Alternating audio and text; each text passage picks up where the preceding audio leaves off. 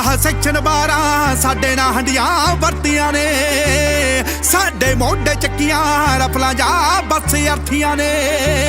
ਸਾਡੇ ਲਈ ਤਾਂ ਬਦਲੇ ਹੁੰਦੇ ਵਾਂਗ ਤਿਹਾਰਾਂ ਦੇ, ਜਿੰਨਾ ਚਿਰ ਨਹੀਂ ਹੁੰਦੇ ਪੂਰੇ ਕਰ ਕੋਈ ਵਰਦਾ ਨਹੀਂ।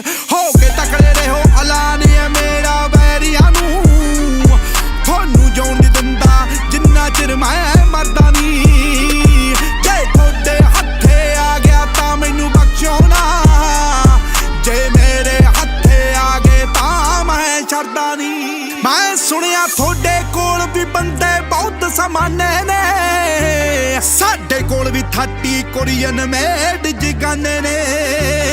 ਜੇ ਹੋ ਗਏ ਟੱਕਰੇ ਸਿੱਧੀਆਂ ਮੱਥੇ ਨੂੰ ਆਉਣਗੀਆਂ, ਜੇ ਹੋਇਆ ਡਰਾਉਣਾ ਨੇਫੇ ਚੋਂ ਮੈਂ ਕੱਢਦਾ ਨਹੀਂ।